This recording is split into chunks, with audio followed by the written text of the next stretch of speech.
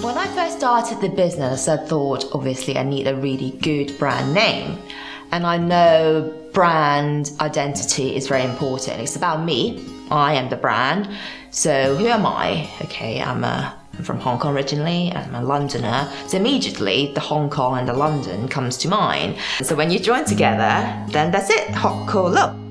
So I was brought up in Hong Kong, and about the age of 15, I decided to say to my parents, actually it's time for me to fly the nest. Can you please send me away to study abroad? So my dad and my mum reluctantly said, okay, can go to study in the UK. So I came when I was 15 to study for GCSE at the time.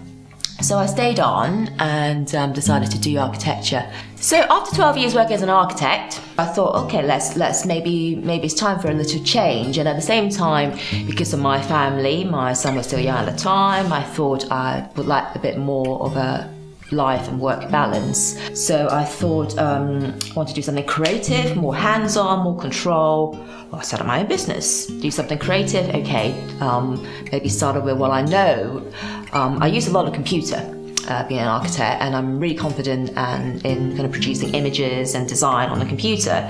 So I started kind of playing around with some images and design, surface pattern. Being brought up in Hong Kong in the 70s and 80s is full of colours and patterns and busy things moving around you. So I'm always bombarded with visual stimuli, and then when I'm doing architecture, it kind of goes the other way. I think the influence I'm influenced a lot with a lot of architect students are the modernism movement.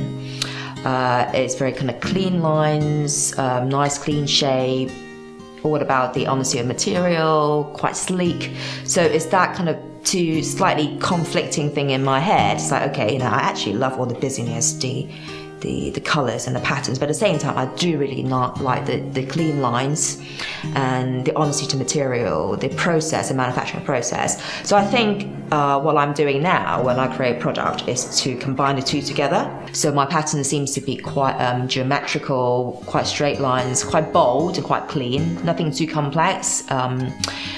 So I think that's my style, I guess.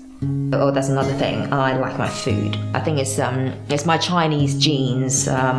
Always talk about food, and food is my life. That particular collection is obviously, with its name English Breakfast, is inspired by a typical English breakfast. The first time I came to Britain to visit as a tourist, I was 8. Yeah, I was 8. And we stay in a B&B, bread and breakfast. So you will have your full English, your fry egg, your sausages, your tomatoes, and then you have your sliced toast, and then you have your marmalade jam and your blueberry jam, your strawberry jam. They all comes in little dinky pots, with a little gingham top, or the tablecloth will be like checkered.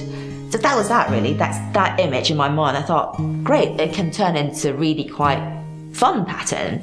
And a lot of my designs have a narrative, there's a strong narrative to it. But if you don't read into it, that's okay as well, because the colours and the patterns are so strong, so that you immediately feel you either like it or not. But once you actually read into the story, I think a lot of people like it as well, because you kind of get a bit closer to what the designer himself or herself was trying to portray. So there's an extra bit of connection there. So I quite like that. I quite like to put a little trick in there.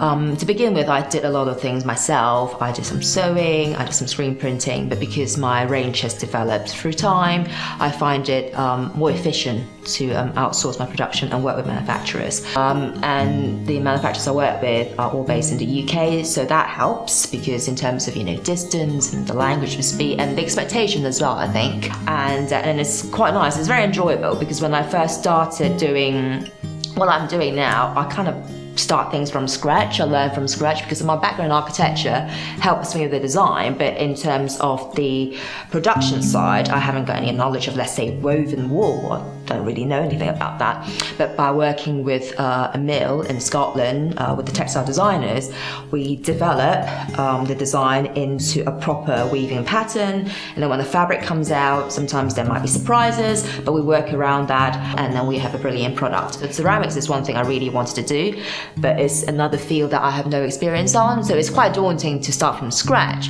So it's great when Keith and I met at a trade show, and he came to me and said, wow, love what you're doing, and I think we might be able to collaborate and come up with something interesting together.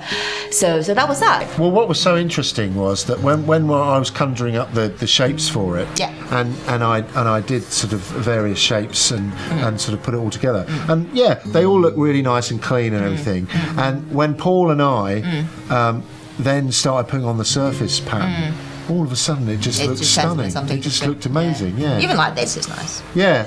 Well, yeah. No, it's a really nice shape. But it's even nicer when we've got the Hokkolo design on it. It's just incredible. And it's finding the right shape to fit the right surface pattern. Through designing, through realizing something in my head into something tangible, it's great, because actually you see it. Okay, something is in your head, you try to explain it to people and say, oh, what are you talking about? So I thought, look, this is it, this is what I meant. And it's great. I think it's very rewarding as well to see something finally in your head becoming something tangible.